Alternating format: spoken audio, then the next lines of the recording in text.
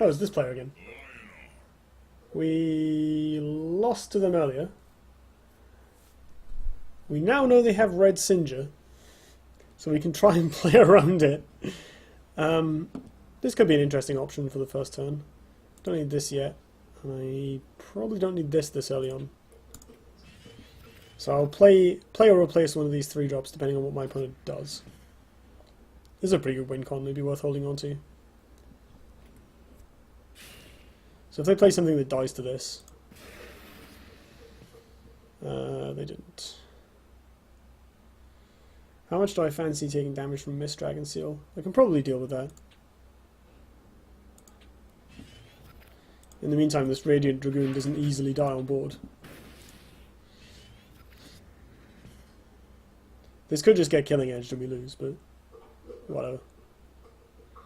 I guess we have Tempest as an answer without having to necessarily take all of the damage. This is promising. That speaks of a lack of killing edge. She's just hitting it and then passing. It's interesting.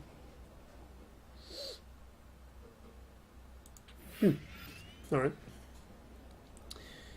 Well, we can play our own Primus, which is pretty good. Especially as our opponent's Primus is behind it. So it's protected from the Katara's backstab. It'll also be toughness 7. I think that's probably the best play here. So we'll replace Hailstone Golem. I think I might need this Tempest the way this is going. We'll just play this here. Yeah, let's attack that. Want to clear it. Everything else this way around, if it hits this, it then dies to Tempest.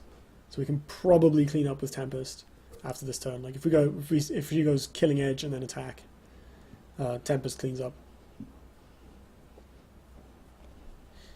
If this survives, that's great. Getting value off of Hank Hart will be pretty nice. We have Azza Herald Lucid Beam, that's good. That'll be useful. Okay, that's promising. So it dies to either Tempest or our face. Ooh. Tension is killing me. Whatever it is, I hope it dies to Tempest. Oh, excuse me. Okay, this is promising. Key Beholder, maybe? Play the dude. And arrangement and beyond it, I assume. Yeah, so I think that's going to get lucidly beamed. So I guess this kills Katara. Right, so we don't need this Tempest anymore.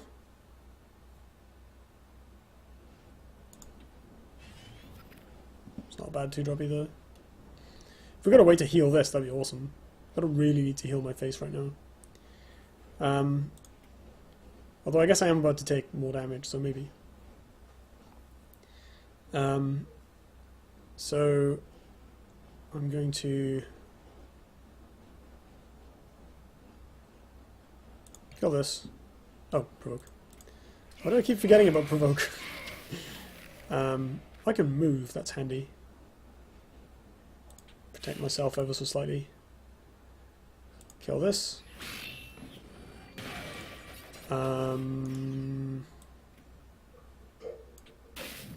Kill this.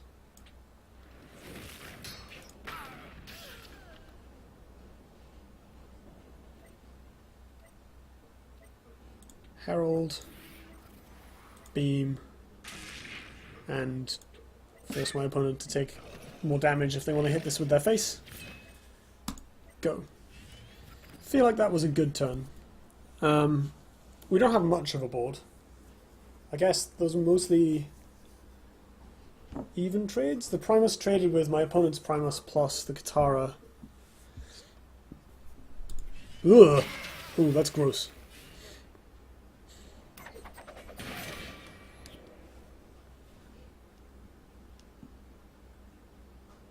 Oh, that's painful.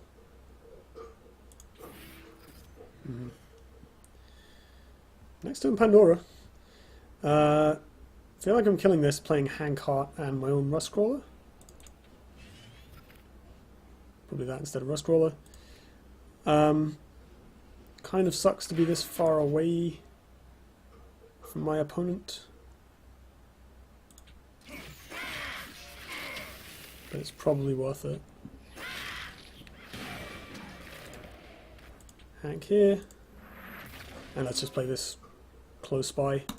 Like, if my opponent wants to take 4 and trade the Rustcrawler for it, she is more than welcome to. Next turn we have Pandora. Which hopefully won't get wrecked by Red Singer from the opponent to follow up. Okay, that's promising.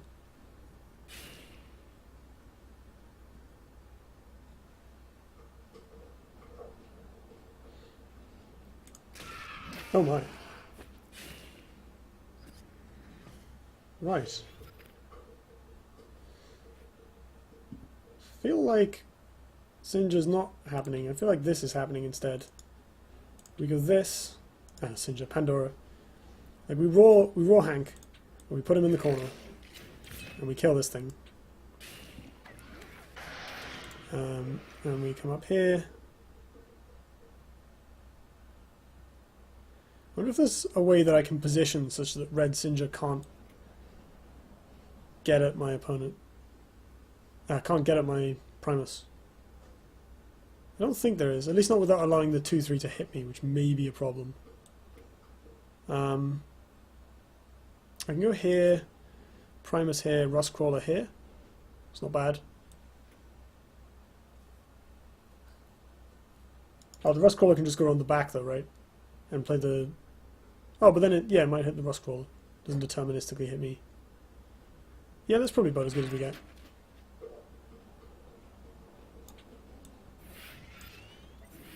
This does mean that I'm not taunting up the Rustcrawler though, which could be a problem. Yeah, it'll be fine. Life total. I'm going to attack.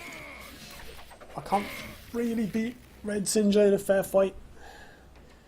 So if she... Like, the Pandora normally wins the long game, but if she kills it, I'm a bit screwed. So,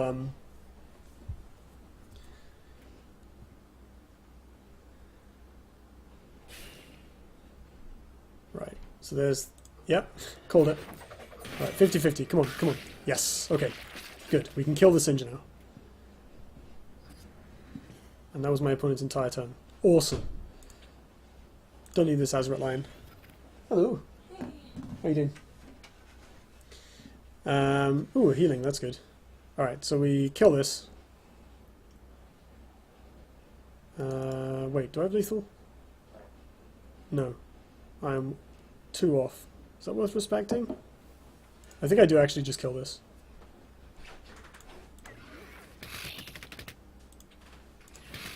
Slam Pandora. I think now I attack my opponent. 4 cards in hand. I could die to burst. Next turn we're going to have 8, 12 power on board. I'll pass. That's a good draw. So, probably correct on some level to attack, but like, I guess if we attack, even if the 3-3 dies, we still have lethal. But I really don't want to die to, you know, miss Dragon Seal, killing edge, yada yada yada. If she had no minions on board, I would. That's a whiff.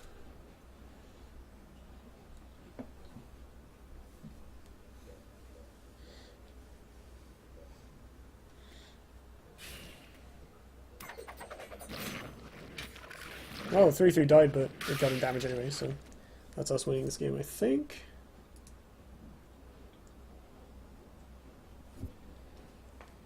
Even if we don't win, we now have... Oh yeah, this is just my opponent playing out their stuff before they lose. Although that is a small... Oh, it doesn't matter. I was going to say that is a body block, but I have roll. Alright. Well, since... I guess we might as well finish the run now, right? Because there's literally only 1 match left, we're going to lose. Alright. Going first this time is probably slightly better, because it gives us more momentum on the board. This is fine, but doesn't go well with Jaxi. This curve is fine. I think I want Primus over Hailstone Golem the majority of the time. I guess Hailstone eats things like Four Winds May Guys. Generally those are going to be far away anyway, and we have the Jaxi for the extra 1 damage. Oh, plus we'll have Raw on turn 3. Oh wow. Let's replace the extraneous 2-drop. Oh, now that's a question. We haven't had this come up before. Adept or Jaxi? I do like Adept for just being able to kill whatever comes out on turn 1. And then we can still play like Jaxi Healing Mystic. Although that's a high tempo play in theory, it does leave us with a fairly weak turn 3. If we play the Jaxi, it won't die. We can kind of guarantee the Primus. I don't know if that's actually worth it though. Having ranged minions of your own against Songhai is kind of useful, but it's not invaluable.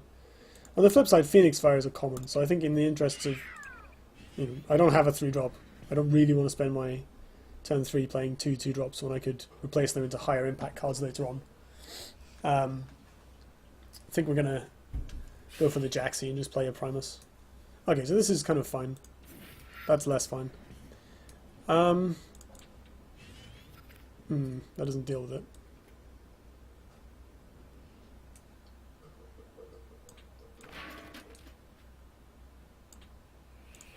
Oh, we're still playing this. If they don't have Killing Edge right away, we're in good shape. If they do have Killing Edge right away, we're probably dead, but eh.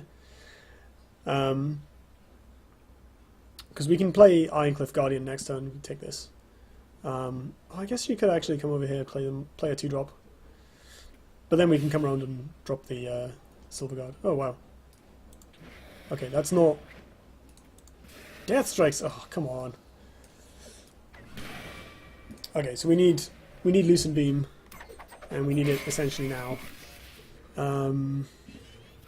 What can I actually do here? I can buff up this Jaxi in the hopes that it will trade with something relevant. I need to come over here and bring the Jaxi up here or here. Neither is particularly useful. What am I replacing? Let's replace Pandora. Boring. Okay. Well, I guess the Silver God Knight will trade with the Veil Hunter. My opponent can't necessarily get close enough with Windrunner to pump it. Yeah, I think this is about as good as we get. Play the Silver Guard down. Roll the Jaxi so it deals a little extra damage. Because we're probably playing one of these next time anyway. So much late game. I mean, having all these late game cards in hand does mean that we can kind of hemorrhage a bit of value now and catch up. The main question is, do we fall behind on tempo in doing so? Because we need to not do that. So this is a bit awkward because we spent our entire turn playing 1 3 mana card that, if we're lucky, we'll trade with this 2-drop. If nothing else though, it does mean that we can kill the Veil Hunter with our face next turn, even if the 3/5 gets removed. But I'm pretty scared of this Windrunner as well. We can put an Ironcliffe Guardian next to it, but the damage may have been done. If she plays 2 minions, which she can quite easily do with this, and moves the Windrunner next to them, we're in a bit of a pickle. I guess at least we'll have a ranged minion of our own that she can't reach. The good thing about... I guess she can trade the Veil Hunter first if she's going to do that. She might even just, like, trade both of these. That would be fine as well. I guess it sucks if she body blocks us from taking the from killing the Veil Hunter, but that's kind of a lot to do in one turn, so... it's like, how much do you need this Veil Hunter? Okay, that's fine. You know what? That actually... That's not the worst thing ever.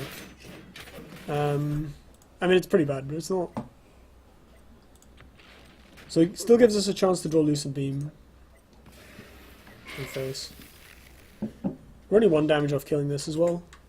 So if we draw the Lucent Beam, we kill this with it, and then eat this with Argene. What am I replacing? Solaris or Pandora? I think I want just this pile of Ironcliffe Guardians, right? Come on. Boring. Okay. That's a bit crap. So, we can play an Ironcliffe to just trade with this Veil Hunter. I think I'd rather play the 2/2 drops. Even though that's a little bit worse.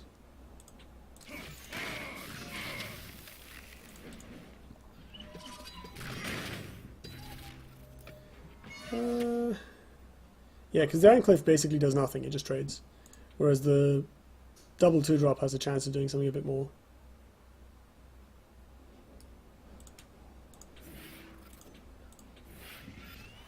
I guess you can like move this over here and kill the Healing Mystic, which sucks. Oh, where were you earlier? Jeez. Okay. This still gives us some options. Like, we're not dead. We have 2 Ironcliffe Guardians to catch up on the board, and then a Solarius to catch up on cards.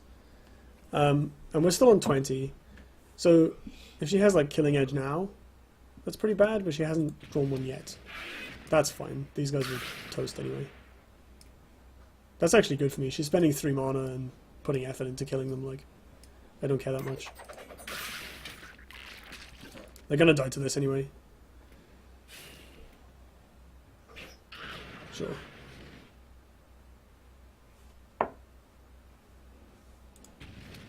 Oh, crap.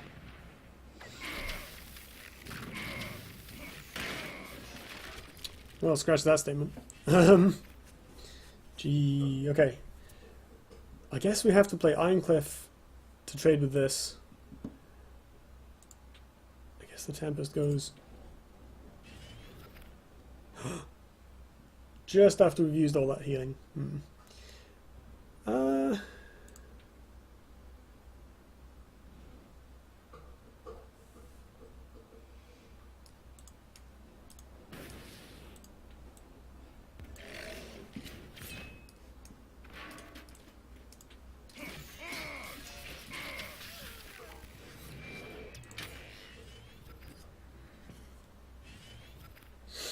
Okay, so I think we're dead.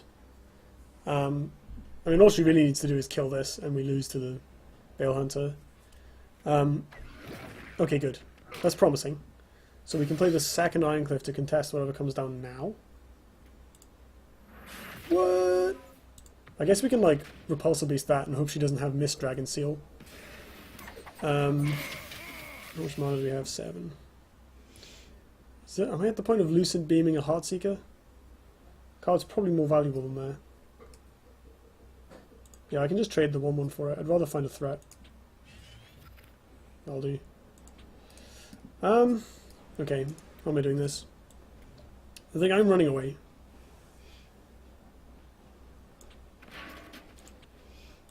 That's going in the corner.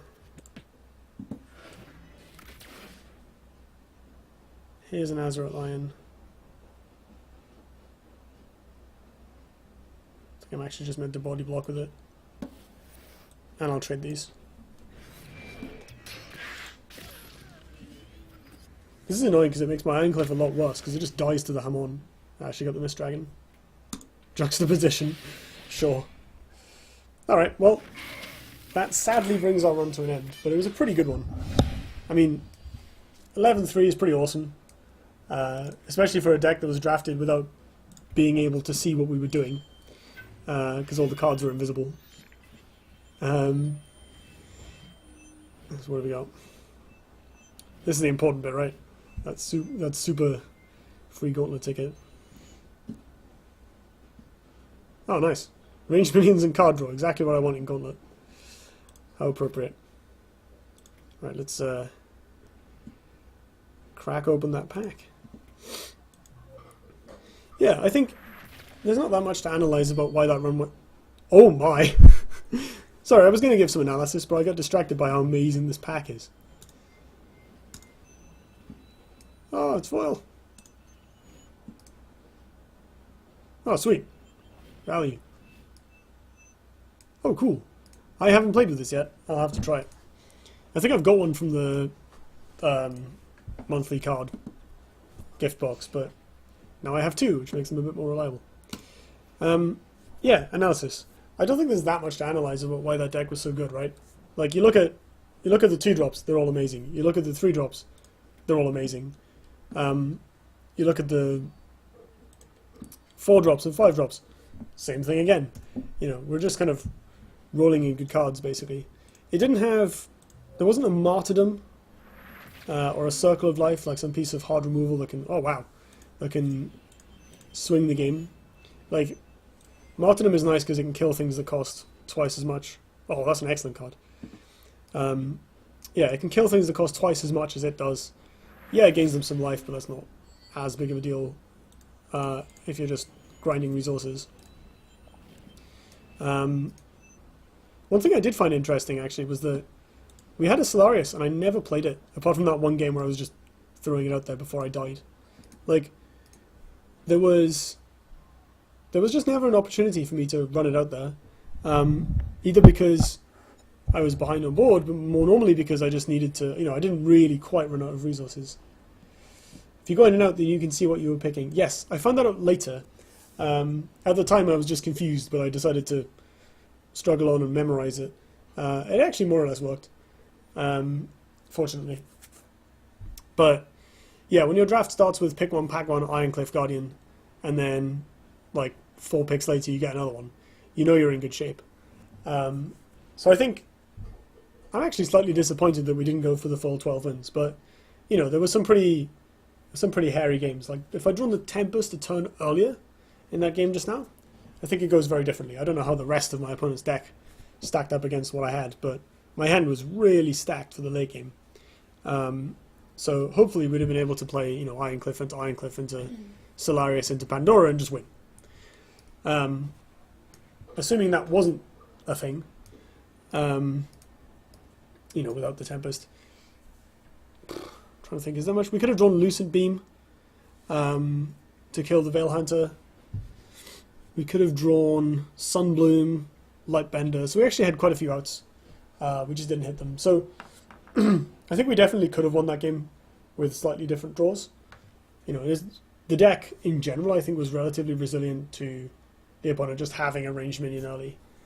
And we didn't struggle too hard against Reva generally. Like the other game we lost to Reva was because she played Red Singer and we didn't, that rolled us over by killing our Ironcliffe. So I think that was overall a pretty strong, pretty flexible deck. There's not much that it lacked. I would have liked to have a Martyrdom or Circle of Life, but I don't think it was necessarily mandatory, and we had great creatures all round. So yeah, Lyonar, thumbs up from me. Definitely approving of them. I was really impressed with Lucid Beam actually, even with not playing Zeren or anything, just having a few 2-drops to trigger it. You can sit on it until it becomes, you keep your 2-drop or you keep the Lucid Beam until you find the combo, and then you get to on a 4-mana turn you get to play a 2-drop and remove their 3 or 4-drop. So it's a really nice little swing. Kind of similar to Cryogenesis before it was nerfed, where they could play a 2-drop and then cryo your guy.